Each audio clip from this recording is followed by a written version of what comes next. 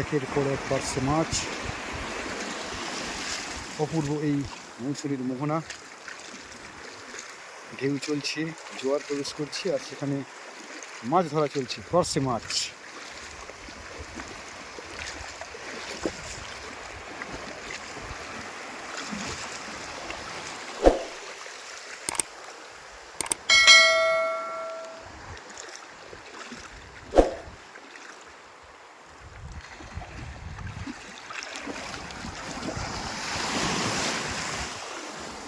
পূর্ব ঢেউ, পূর্ব।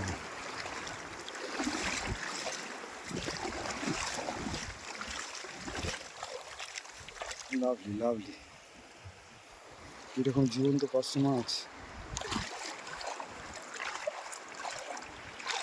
আর তার সাথে এরকম প্রাকৃতিক দৃশ্য। অপূর্ব একটা জায়গায় বলতে সময় কাটছে এই মুহূর্তে।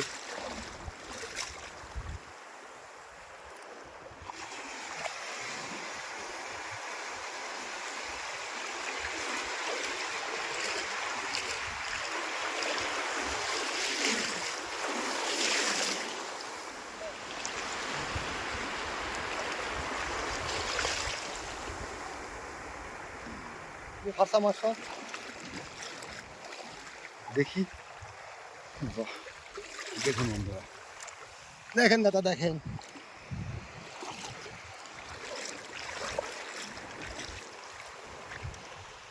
একটু দেখান।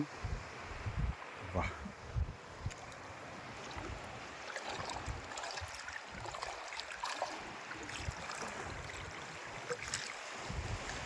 তো অপূর্ব এই সকালের পরিবেশ। ঢেউ চলছে, জোয়ার প্রবেশ করছে আমাদের এই মৌসুমীর মোহনায়। এটা চিনাই নদীর মোহনা। চিনাই নদী এসে মিশছে আমাদের এই বঙ্গোপসাগরে।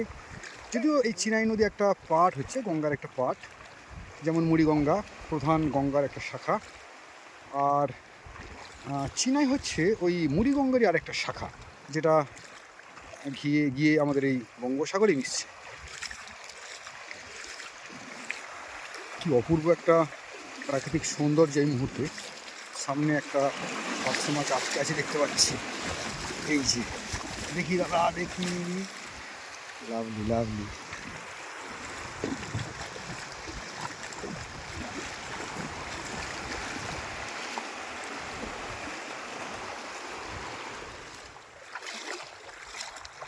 এই একটা আটকে আছে।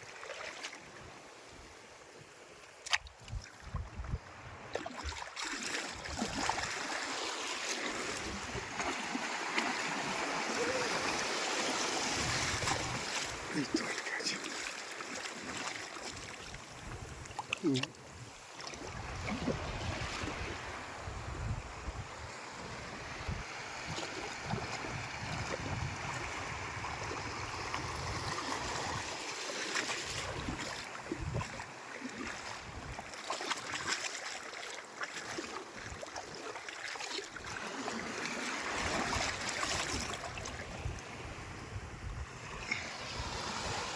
সাবাস সাবাস।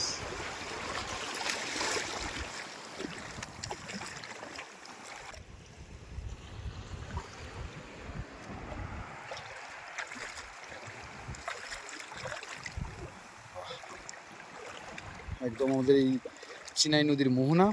জোয়ার উঠছে বন্ধুরা। এই যে মৌসুমীর 0 পয়েন্ট, এই জলের ভিতরে একটা মাছ দেখতে পাচ্ছি। এই একটা, এই যে লাফাচ্ছে, এই একটা, বাহ বাহ বাহ বাহ, জলের তলা। এই এখানে অনেকগুলো আটকেছে, কারণ এই স্রোতটা, এখানে একটা স্রোত আছে। দেখুন,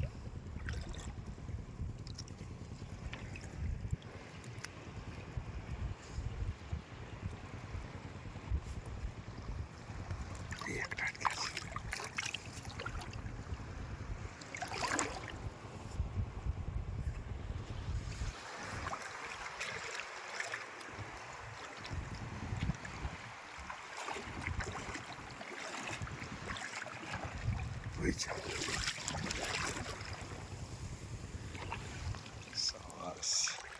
জীবন্ত পার্শ্বে জাস্ট জালটা দিলেন দাদা, আর এই জোয়ারের স্রোতে কিন্তু একের পর এক পার্শ্বে মাছ আটকাচ্ছে আমাদের এই পার্শ্বে মাছ ধরার যে জাল।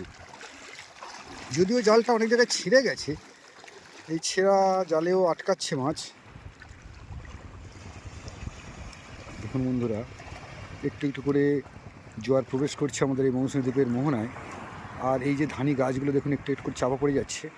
কিছুক্ষণ পরে কিন্তু এই গাছ পুরোপুরি জলে চাপা পড়ে যাবে। আর এই যে গাছগুলো, এই যে এক জাতীয় ঘাস, ধানি ঘাস বলছি আর কি, এই গাছগুলো কিন্তু মানে অদ্ভুত শক্তি যাকে বলে, মানে খুব শক্ত শক্ত গাছ এবং প্রচণ্ড ঢেউ এবং এই সমুদ্রের যে স্রোত, তার মাঝেও কিন্তু এরা সার্ভাইভ করছে, এরা বেঁচে আছে এবং এরা এখানেই দীর্ঘদিন থেকে এরা থাকছে। আর এর মধ্যেই আমাদের জাল দেখা চলছে, একবার এদিক থেকে ওদিক, একবার ওদিক থেকে এদিক। এবার কি জাল গুটিয়ে নিচ্ছেন দাদা? আচ্ছা, ধানিতে হচ্ছে এই জাল লেগে যাচ্ছে, যে কারণে এই জালটা এখান থেকে তুলে নেওয়া হচ্ছে, নিয়ে অন্য সাইডে দেওয়া হবে।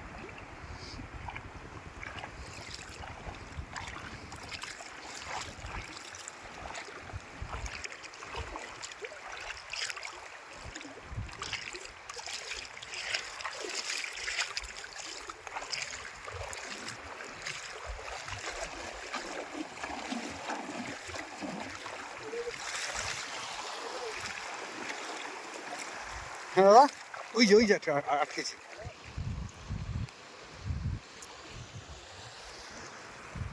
জাল দাদা আবার দেখা শুরু করেছেন এ প্রান্ত থেকে। পিছনে দেখা যাচ্ছে আমাদের কাগজের নৌকো ক্যাম্প, পাখি উড়ছে আর এই সকালের পরিবেশে জোয়ার প্রবেশ করছে। অদ্ভুত একটা পরিবেশ আমাদের এই মৌসুমী দ্বীপের 0 পয়েন্ট বন্ধুরা, যেখানে আপনারা একটা অপূর্ব প্রকৃতির মধ্যে বিভিন্ন রূপ, রস, গন্ধ উপলব্ধি করতে পারবেন।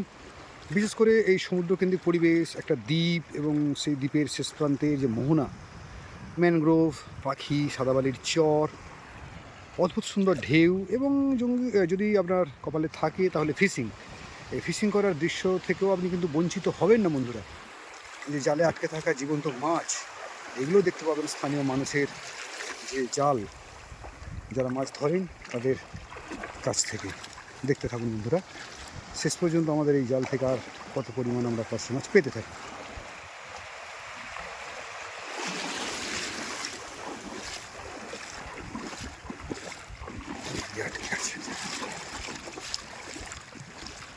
হ্যাঁ,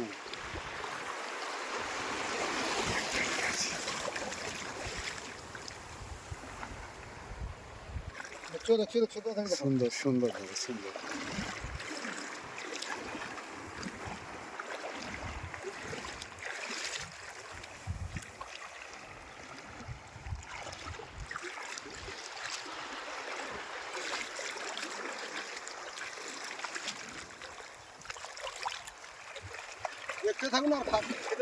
হ্যাঁ বন্ধুরা, তো অদ্ভুত সুন্দর টেস্ট এই পার্শে মাছ।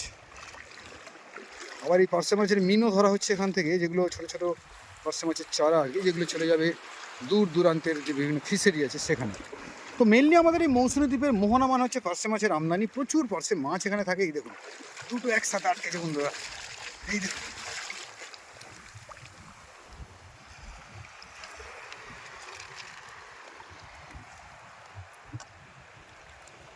অপূর্ব অপূর্ব, এই একটা।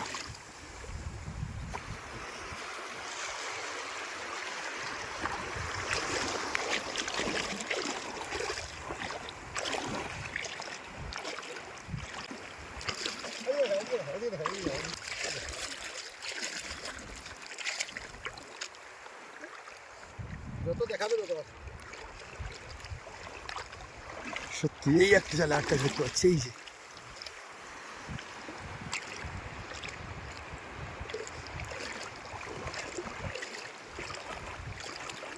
দেখুন বন্ধুরা, কি মজাদার দৃশ্য। আপনারা যারা ফিশিংয়ের দৃশ্য দেখতে ভালোবাসেন, যারা এই জালে মাছ বা জাল থেকে মাছ সংগ্রহের দৃশ্য দেখতে ভালোবাসেন, তাদের আমি বলছি যে হয়তো দূরে এখন ফিশিংয়ে যাওয়া সম্ভব হচ্ছে না, কারণ দূরে তেমন মাছ নেই। তবে এই কাছাকাছি যে পার্শে মাছের আমদানি হয় এই শীতকালে, আর আমাদের এই গ্রামের মৌসুমী দ্বীপের প্রচুর মানুষ কিন্তু এই পার্শে মাছ প্রতিদিনই ধরেন। তার মধ্যে এইটা একটা পদ্ধতি যে পার্শে মাছের জাল জাস্ট এ প্রান্ত থেকে ও প্রান্তে টাঙিয়ে দেওয়া হয়। জোয়ার বা ভাটার স্রোতের প্রচুর পার্শে মাছ কিন্তু সংগ্রহ হয় এই জাল থেকে।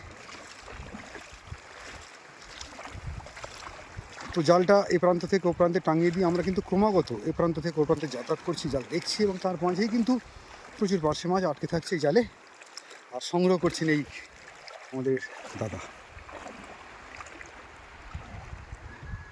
যাই কি সরে যাবে একটু?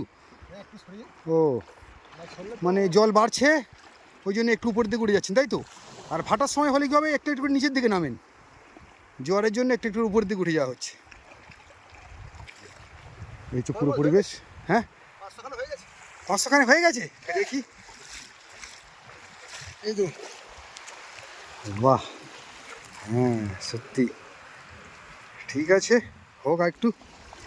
আমার মাল আবার থাকবে না বাড়িতে। অবশ্যই অবশ্যই, আবার দেখা শুরু হয়েছে জাল।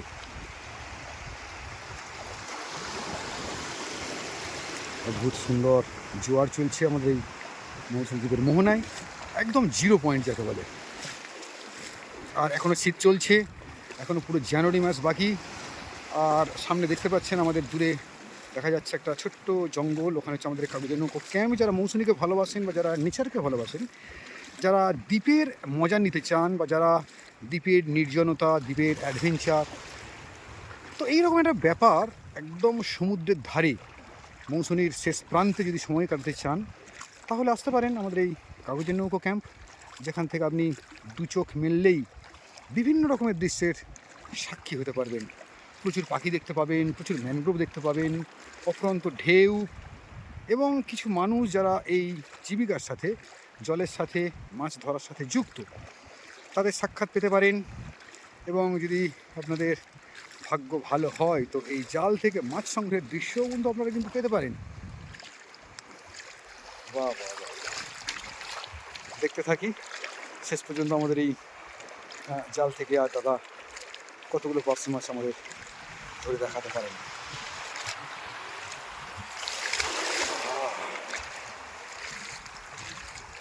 পূর্ব ঢেউ চলছে আর সেই ঢেউয়ের স্রোতে পার্সে মাছ একের পর এক।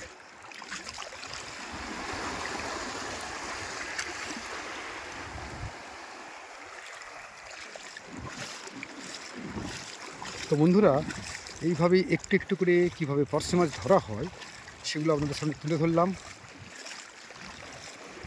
তো বেশ কিছু পার্সে মাছ দাদা ধরে দেখালেন এই জাল থেকে কীভাবে পার্সে মাছ ধরা হয়।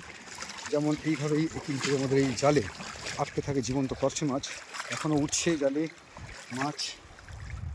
বাহ,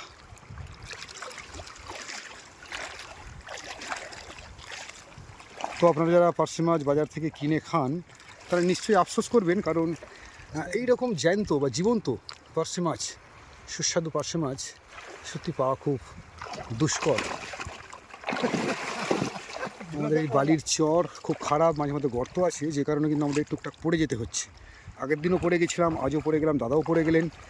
এইরকমই একটা পরিবেশ আমাদের এই মৌসুমীর মোহনায়। তো দাদা এই দিকে জাল দেখা প্রায় কমপ্লিট করেছেন। আর এর সাথে সাথে বন্ধুরা আজকের ভিডিও সমাপ্ত করলাম। দেখা হবে অন্য কোনো ভিডিওয় অন্য কোনো দিন, ততক্ষণ সবাই ভালো থাকবেন। ধন্যবাদ, নমস্কার।